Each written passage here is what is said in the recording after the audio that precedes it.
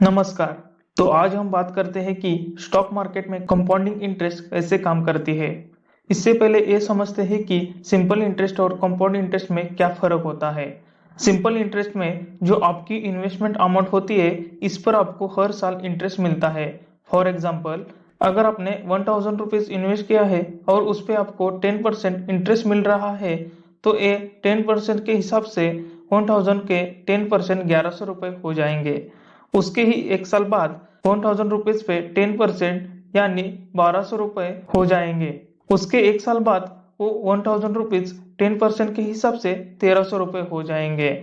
वैसे ही next year 1000 रुपये के हिसाब से 10% इंटरेस्ट के हिसाब से 1400 रुपये हो जाएंगे। इस तरह से 5 साल बाद आपके अमाउंट 10% के हिसाब से 1500 रुपये हो जाएगी।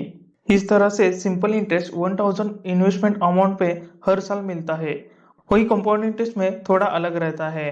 कंपाउंड इंटरेस्ट में जो भी आपको इंटरेस्ट मिलता है, उस पे आपको पैसे मिलते रहते हैं। फॉर एग्जाम्पल, आपने 1000 रुपीज इन्वेस्टमेंट किया है और हर साल बाद आपको 10% कंपाउंडिंग इंटरेस्ट मिल रहा है, तो उसके हिसाब से एक साल बाद 1100 रुपये हो जाएंगे।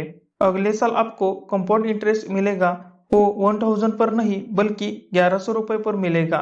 तो इस प्रकार से आपको रिटर्न्स पे रिटर्न्स मिलते रहते हैं।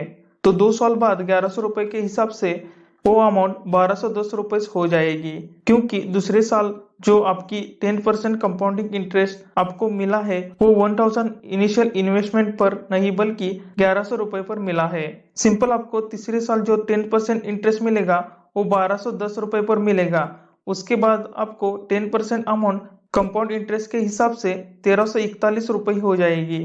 तो उसके हिसाब से 4 साल बाद आपकी अमाउंट 1331 के हिसाब से 10% कंपाउंडिंग अमाउंट 1464.1 रुपीज हो जाएगी। और वही अमाउंट 5 साल बाद 1610.5 रुपये हो जाएगी।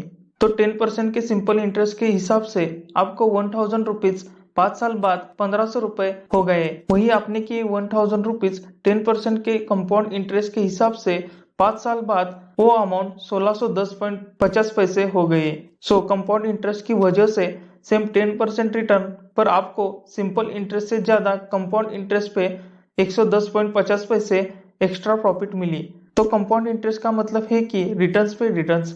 अब देखते हैं कि स्टॉक मार्केट में कंपाउंड इंटरेस्ट कैसे काम करता है। समझो आपने XYZ कंपनी में 1000 रुपीज के हिसाब से शेयर्स खरीदी किए हैं, तो आपको कंपनी 10% के हिसाब से रिटर्न्स देती है, तो आपको एक साल बाद 1100 रुपये हो जाएंगे। उसके एक साल बाद कंपनी अगेन आपको 10% का रिटर्न देती है, तो आपको 10% प्रॉफिट 1000 रुपीज पर नहीं बल्कि 1100 रुपये पर मिलेगा। तो आपकी अमाउंट 1210 रुपये हो जाएगी। वैसे ही 3 साल बाद 10% इंटरेस्ट आपको मिलता है, तो वो 1210 रुपये पर मिलेगा। तो 1210 रुपये plus 10% interest is equal to 1341 रुपये। तो इस प्रकार से स्टॉक मार्केट में हर साल आपको रिटर्न्स पे रिटर्न्स मिल सकते हैं।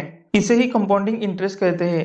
इसलिए कंपाउंड इंटरेस्ट में थोड़ा सा हाई इंटरेस्ट भी मिलता है और थोड़ा सा टाइम भी देना पड़ता है। तो जितना आपका इन्वेस्टमेंट अमाउंट ज्यादा होगा, उतना ही आपको कंपाउंड इंटरेस्ट ऐड होता जाएगा। फॉर एग्जाम्पल, अगर आप 1 लाख रुपए इन्वेस्ट कर रहे हो और स्टॉक मार्केट में आपको 15% इंटरेस्ट मिल रहा है, तो 1 लाख रुपए 15% कंपाउंड इंटरेस्ट के बाद 28 साल बाद वो 1 लाख रुपए 15 लाख रुपए हो जाएंगे। सो 1 लाख रुपए 15% कंपाउंड इंटरेस्ट के हिसाब से 28 साल बाद 15 लाख रुपए हो गए। और अगले 5 साल बाद यानी टोटल 33 ईयर के बाद वो 1 लाख रुपए 1 करोड़ बन जाएंगे। सो 1 लाख रुपए इन्वेस्टमेंट को 15% कंपाउंड इंटरेस्ट के हिसाब से 50 लाख होने में 28 साल लगे और 50 लाख और जुड़ने में 5 साल और लगे। इस तरह से कंपाउंडिंग बहुत ही तेजी से काम करती है।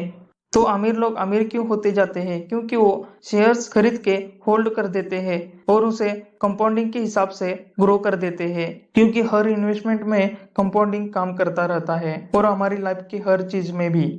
तो आप यहाँ तक वीडियो देखा है तो आपको एक स्पेशल नॉलेज मिली है जो आपके काम आ सकती है। ऐसे ही इन्वेस्टमेंट के बारे में वीडियोस देखने के लिए हमारा चैनल जरूर सब्सक्राइब करें। आपका बहुमूल्य समय दें।